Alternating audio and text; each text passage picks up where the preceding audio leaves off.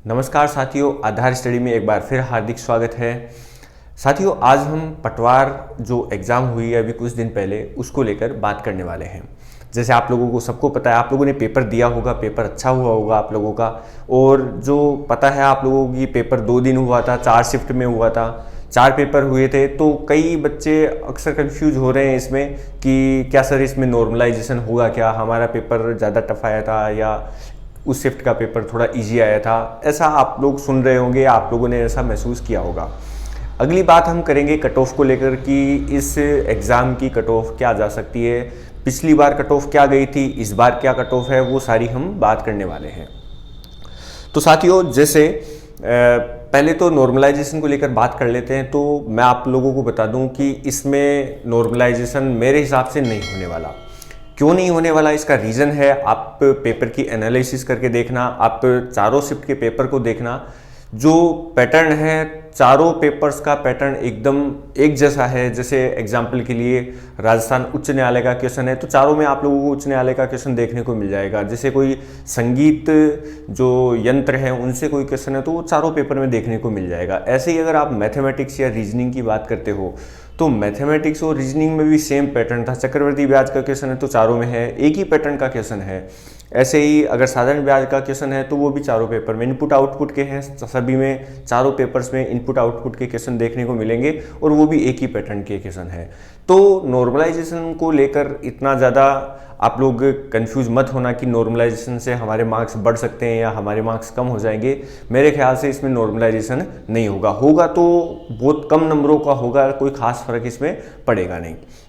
हाँ, एक जो 24 तारीख को फर्स्ट शिफ्ट का पेपर हुआ था, उसका इंग्लिश का पैसेज ज़रूर थोड़ा टफ आया था, बहुत लेंदी आया था, उसकी लैंग्वेज भी थोड़ी टफ थी, क्वेश्चन भी थोड़े पूछे गए थे, उससे थोड़े घुमा फिरा के क्वेश्चन पूछे गए थे बस। और उसके अलावा उस पेपर में कोई भी डिफरेंस नहीं था, एकदम एक जैसा पेपर था उसके शाम वाली शिफ्ट का और वो वाला पेपर, और उससे पहले वाले पेपर भी एकदम वैसे ही थे। तो कोई खास अंतर नहीं है, उसको एक माइनर डिफरेंस मान सकते हैं, बस केवल एक पैसेज का डिफरेंस था। पैसेज आप लोग देखना, जो 24 तारीख का फर्स्ट शिफ्ट का पेपर है उसका इंग्लिश का पैसेज थोड़ा बड़ा था, लेंदी था, लैंग्वेज भी थोड़ी उसकी टफ थी, इतनी ज़्यादा टफ भी नहीं थी लेकिन थोड़ी टफ थी बाकी के कंपैरिजन में।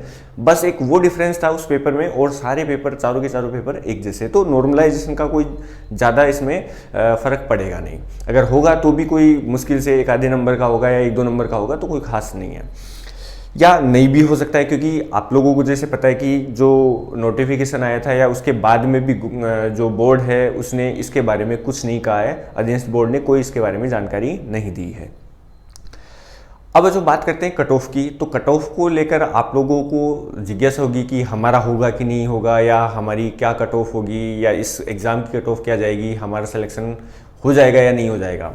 तो इसके लिए मैं आप लोगों को बता दूं, देखो जो कट ऑफ मैं बताने वाला हूँ वो ज़्यादा मतलब लगभग उसके आसपास कट ऑफ रह जाएगी। क्योंकि जो हमने देखा है कि बाकी स्टूडेंट से पूछा है कि उनका पेपर कैसा हुआ है, पेपर का लेवल क्या था, हमने पेपर की जो एनालिसिस की है उसके हिसाब से जो कट ऑफ जाने वाली है वो पिछली बार की तुलना में, मतलब जो पिछली बार जो पटवार का एग्ज़ाम हुआ था उसकी तुलना में थोड़ी सी ज़्यादा जाएगी। इसका रीज़न है वो अपन बात करेंगे। तो कट ऑफ में सबसे पहले अगर बात करें हम, तो जैसे जनरल जो कैटेगरी है साथियों, जो जनरल कैटेगरी है उसमें मेल के लिए अगर मैं मार्क्स बता देता हूं, आप लोग उसको डबल कर लेना, या मैं क्वेश्चन बता देता हूं, क्वेश्चन कितने सही होने चाहिए। अगर आपके कट के मतलब जो गलत किए हैं वो सब हटा के अगर 105 से 110 के बीच में अगर क्वेश्चन सही हो रहे हैं, 105 से 110 क्वेश्चन सही हो रहे हैं, तो आप जो है कट ऑफ में आ सकते हो। ये एक रेंज है, एग्जैक्ट कट ऑफ तो जो बोर्ड जारी करेगा उससे इससे ही पता चलेगी, लेकिन लगभग ये कट ऑफ रहने वाली है जनरल कैटेगरी में मेल के लिए।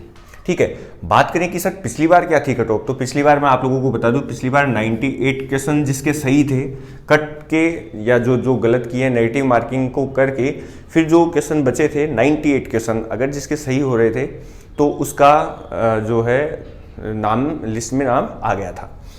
अब मार्क्स की बात करें तो आप जैसे आप लोगों को पता है कि 2 नंबर का एक क्वेश्चन है, तो आप लोग इसके डबल करके देख लेना, तो कट ऑफ मार्क्स आप लोगों को पता चल जाएगा। मैं एक क्वेश्चंस बता रहा हूँ, ठीक है ना।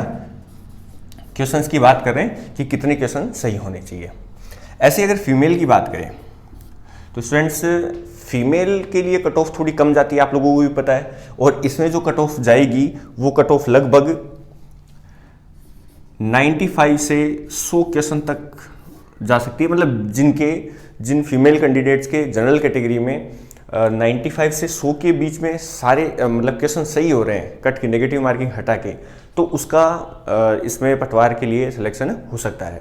अगर पिछली बार की बात करें तो पिछली बार में जो कट ऑफ थे, कट ऑफ मार्क्स थे या कट ऑफ क्वेश्चंस थे वो 86 थे। मतलब जिसके 86 क्वेश्चन सही हो रहे थे, 86 क्वेश्चन सही हो रहे थे, उसका लिस्ट में नाम आ गया था। ठीक है, तो ये तो बात हो गई जनरल कैटेगरी की। ऐसे अगर अपन बात करें ओबीसी की, तो बच्चों आप लोगों को पता है कि ओबीसी और जनरल के कट ऑफ्स में ज़्यादा डिफरेंस नहीं होता है। बहुत अगर डिफरेंस होता है तो फीमेल की कट ऑफ में ज़रूर थोड़ा डिफरेंस देखने को मिल जाता है, लेकिन मेल की कट ऑफ तो लगभग क्या हर बार अभी जैसे पिछले 1-2 साल का ट्रेंड देखोगे तो बराबर ही रहती है। जैसे मेल की बात करें तो वही है 105 से अगर 110 क्वेश्चन आप लोगों के सही हो रहे हैं तो आप अपने आप को इस एग्ज़ाम की दौड़ में मान सकते हो ओबीसी मेल कैंडिडेट के लिए। पिछली बार के लिए बात करें तो पिछली बार जो मेल कैंडिडेट्स के लिए कट ऑफ थी वो 97 क्वेश्चंस थी। ये ध्यान रखना सारे क्वेश्चंस है, आप लोग मार्क्स में कंफ्यूज मत हो ना, मार्क्स इसके डबल कर लो, मार्क्स मिल जाएगा आप लोगों को। तो 97 क्वेश्चन जिसके ठीक हो गए थे उसका पहली लिस्ट में नाम आ गया था।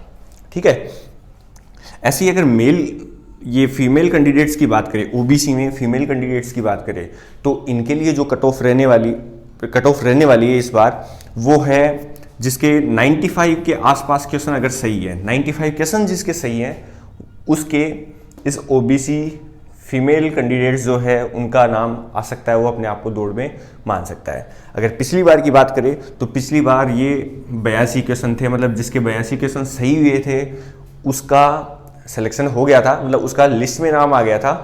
अब 95 तो जाएगी इस बार, क्योंकि आप लोगों को जैसे पता है कि पेपर इस बार थोड़ा इजी था, पिछली बार से थोड़ा इजी था, और इस बार बच्चों की जो तैयारी थी वो भी अच्छी थी, क्योंकि आप लोगों को पता है कि अभी लॉकडाउन चला है तो सब घर पे बैठे थे, फ्री थे, तैयारी कर रहे थे। मैं खुद जानता हूँ कई बच्चों को जो पिछली बार तैयारी करके एग्ज़ाम नहीं दिया था, लेकिन इस बार जो है वो अच्छे से प्रिपरेशन करके साल भर से प्रिपरेशन कर रहे थे, साल भर से तैयारी कर रहे थे, तो उन्होंने एग्ज़ाम दिया है। तो ऐसे ही लगभग जो बच्चे हैं सभी हैं, सारे स्टूडेंट्स हैं, वो सभी तैयारी करके एग्ज़ाम दे के गए थे। तो कट ऑफ इस बार हो सकता है ज़्यादा जाएगी, मेरे ख्याल से ये कट ऑफ मार्क्स रहेंगे।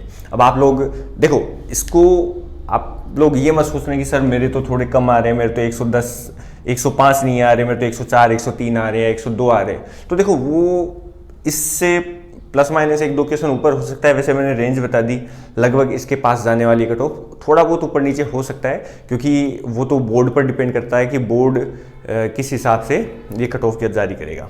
क्योंकि जैसे 1-2 क्वेश्चन हैं वो डिलीट भी हो सकते हैं, अपन उसके बारे में आगे बात करेंगे, आगे जो नेक्स्ट वीडियो आएगा उसमें बात कर लेंगे। जैसे जो 24 तारीख के पेपर हैं, 24 तारीख के पेपर में सेकंड शिफ्ट वाले तो लगभग पेपर में कोई मिस्टेक नहीं थी।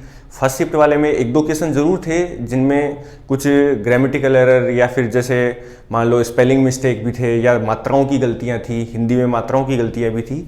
तो ऐसे 1-2 क्वेश्चन थे, तो उनको हटा के थोड़ा सा कट ऑफ ऊपर नीचे हो सकती है। अगर अपन बात करें साथियों कि एसटी कैंडिडेट्स की क्या कट ऑफ रहने वाली है, तो एसटी के जो स्टूडेंट्स हैं उनकी कट ऑफ जो जाएगी वो 85 से 90 क्वेश्चन जिसके आ रहे हैं, ठीक है, 85 से 90 क्वेश्चन जिसके आ रहे हैं मेल कैंडिडेट्स के लिए, उनको अपने आप को इस दौड़ में मान सकता है। पिछली बार की बात करें तो पिछली बार जो है वो 80 क्वेश्चन कट ऑफ थी, मतलब जिसके 80 क्वेश्चन सही हो रहे थे, कट के सही हो रहे थे, उसका नाम आ गया था। ठीक है, इससे कुछ क्वेश्चन कम मान सकते हैं फीमेल कैंडिडेट, मतलब 5-7 क्वेश्चन कम मान सकते हैं, लेकिन लगभग इसके आसपास कट ऑफ जाएगी। ऐसे ही अगर एससी कैंडिडेट्स की बात करें, एससी कैंडिडेट्स की बात करें तो ये 90 से 95 क्वेश्चन जिसके सही हो रहे हैं, 90 से 95 क्वेश्चन जिसके सही हो रहे हैं, इस रेंज में जिसके सही हो रहे हैं, वो अपने आप को सिक्योर मान सकता है। ठीक है। अगर पिछली बार की बात करें तो पिछली बार एससी कैंडिडेट्स की जो कट ऑफ थी वो 84 क्वेश्चन थी, मतलब जिसके 84 क्वेश्चन सही थे वो अपने ये इसके लिस्ट में नाम आ गया था।